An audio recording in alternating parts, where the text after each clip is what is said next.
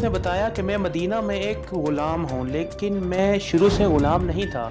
میرا تعلق دنیا کی سپر پاور برجن امپائر سے تھا۔ یہ شخص مستقبل میں ایک بہت بڑا صحابی بنے اور ان کا نام تھا حضرت سلیمان فارسی۔ حضرت سلیمان فارسی برجن امپائر میں ایک بہت بڑے بزنس مین کے گھر پیدا ہوئے، جو بچپن میں ایک شہزادے کی طرح زندگی گزارتے تھے اور اپنے خدا آگ کی عبادت کرتے تھے، کیونکہ اس زمانے میں برجن امپائر کے لوگ آگ کی پوجا کرتے تھے اور اسی لیے حضرت سلیمان فارسی بھی آگ کی ہی پوجا کرتے تھے بچپن میں۔ اور جب وہ جوانی کی عمر میں پہنچے تو ان کے والد نے انہیں گھر سے ایک کام کے لیے روانہ کیا اور رستے میں ان کی نظر ایک عمارت پر پڑی، جس عمارت سے کچھ الگ سی آوازیں آ رہی تھیں۔